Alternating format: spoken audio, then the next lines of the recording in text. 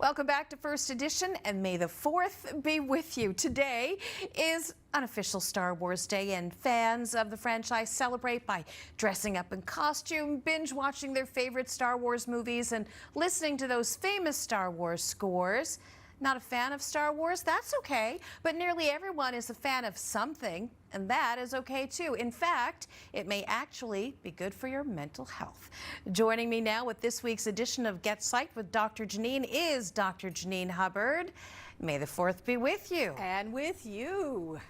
We probably can't adjust the camera, but you are a fan of Star Wars. You're enjoying May the 4th. You're wearing a Jedi dress. I am indeed. I might have a Death Star on my skirt. You know, it's subtle. I go for the subtle fandom, which is kind of fun. You know what? Especially on a day like today, being able to have a little bit of fun, celebrate with people with some similar interests. You know, again, I think one of the things that we've seen is fandom can span the whole range from something very subtle. It could be just, yeah, you happen to have, you know, a baseball cap of your favorite team. Or it could be you have a movie poster in your living room for something that you enjoy.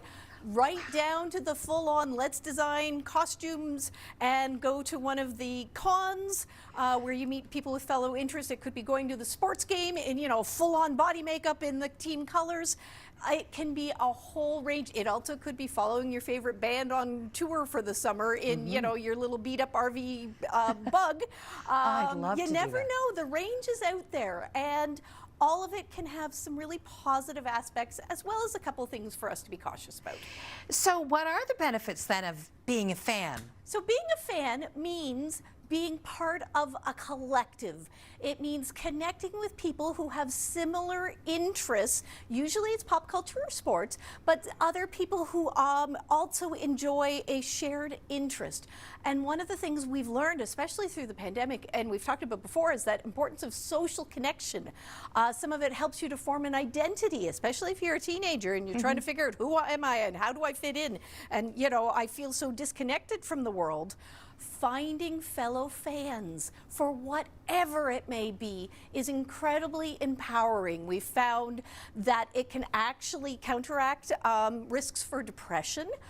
We found that in some people with, say, social anxiety or who are perhaps a little bit more introverted, if you are at a shared activity, if you are in line to go and see opening night of a movie that has a big fandom, you start talking to people in line. You find that you have common interests and topics so that you can start to engage and initiate with people that you might not otherwise. It could even be just you discover a coworker who happens to watch the same TV show as you do, and you check in, you know, that water cooler moment once a week. It can look like a whole variety of things, but it helps people to feel included, part of a community, part of a family, and accepted, and gives them a bit of an identity. And that's essential for all of us in whatever form that takes. Is there an age that's kind of too young to become like a super fan or a fan? No, and actually there's some interesting research looking at fandom in kids. That could be, you know, they go to their first sports game and they cheer on the local team. It could be becoming a fan of a particular author. And again, getting engaged in discussions with others about, you know, well, have you read this book? I've read this one. So there's no age that's really too young, so long as it's a genuine interest, and certainly knowing that for kids and teens, their particular fan allegiance may shift a fair bit during those years, which is very appropriate. Is there such a thing as being too much of a fan, though? There is, and I mean, we don't want to go to, you know, like the Fanboys movie level of breaking into Skywalker Ranch, but what you want to be mindful of is, are you spending a disproportionate amount of time or money on that particular activity? It's one thing if it's something that maybe you splurge on or you save up for because it's really important to you, but if you're spending all of your time online engaged in discussion, or you're spending far more than you can afford to, or you're unable to engage socially in any other topic, then we're going to be concerned.